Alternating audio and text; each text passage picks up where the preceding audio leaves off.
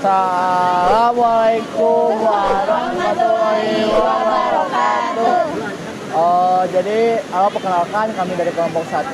Kami sedang meneliti di Kampung Naga mata kuliah pemberdayaan masyarakat kelompok 1 dengan tema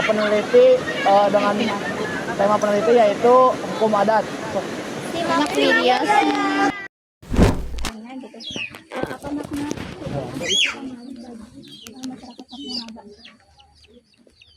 Makna hukum adat atau pamali. Pamali di sini suatu aturan yang tadi sudah dikatakan itu sudah tidak ada tawar menawar. Jadi kalau di sini kita mendengar kalimat pamali itu sudah gitu. Dan kalimat pamali yang ada di Kampung Naga itu kalau kita lebih mendalami itu tidak lepas dari adab atau etika.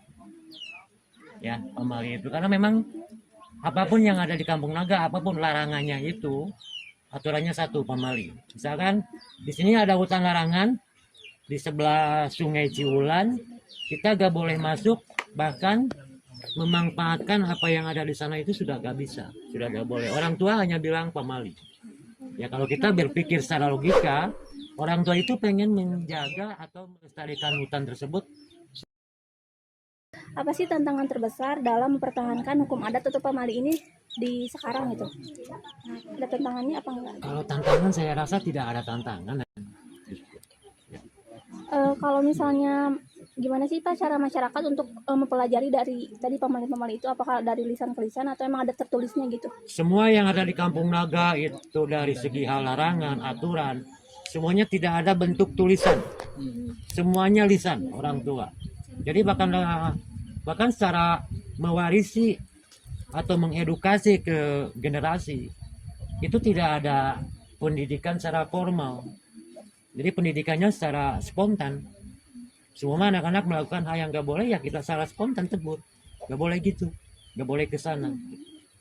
Seperti itu. Jadi apapun yang kita laksanakan mengenai pendidikan dari tradisional itu yang tadi disampaikan itu secara suri tauladan, dicontohkan. Bahkan kalau lagi ada kegiatan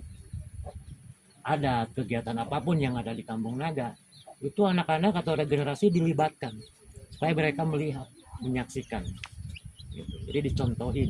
Bapak, bagaimana hukum adat ini membantu masyarakat menjadi lebih mandiri dan sejahtera gitu? Bagaimana hukum adat? Ya memang hukum adat itu suatu aturan yang saklek ya, yang mutlak. Itu memang tidak ada hal yang merubah karena Kampung Naga dari awal berdirinya itu mandiri memang. Itu tidak terpaku dengan aturan. Memang Mbak, Kampung Naga ini kampung adat yang memang aturannya kan aturan adat yang tapi itu kemandirian yang kita laksanakan berupa warisan dari orang tua. Jadi kita tidak bergantung dengan misalkan luar lah. Gitu. Tidak ada ketergantungan. Bapak, izin bertanya, kalau misalkan hukum adat itu apakah bisa membantu memperkuat kerjasama dan rasa kebersamaan dari masyarakat? Sangat membantu. Ya tadi itu ya, yang tadi itu kita yang melanggar aturan atau larangan tersebut, pamali tersebut, ya konsekuensinya harus kita rasain akibat. Makanya kita sangat menjaga. Bahkan ada sih gitu kan, gini ya, di Kampung Naga secara prinsip hidup kita itu hidup bersama alam dan menjadi pedoman hidup di Kampung Naga di adat itu pasapa. Jadi apapun itu hubungannya dengan pemerintah, dengan lingkungan, dengan alam, dengan sosial, dengan masyarakat itu tidak lepas dari pasapa. Ya, pertanyaan terakhir gitu ya.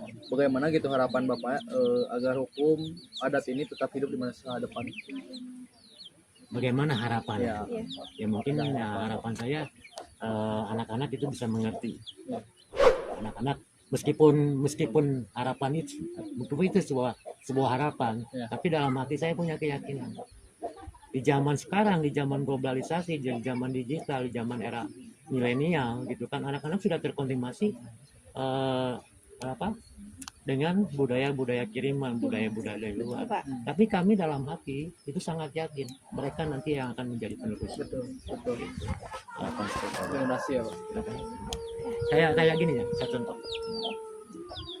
Generasi di Kampung Naga itu dibebaskan. Silakan kalian, silakan kami untuk berinteraksi, bergaul dengan suku manapun, dengan ras manapun, mau kemana pun silakan. Tapi kalau kita mau kembali tinggal di Kampung Naga, kita harus bisa kembali ke habitatnya atau ke asalnya sebagai orang adat. Ya. Jadi kebiasaan kita yang sudah dilakukan di luar, ya itu harus ditinggalkan. Apalagi kalau kita, Ya, ya cukup ya. cukup. Bapak terima kasih banyak. Terima kasih Hatur banyak. nuhun, Bapak.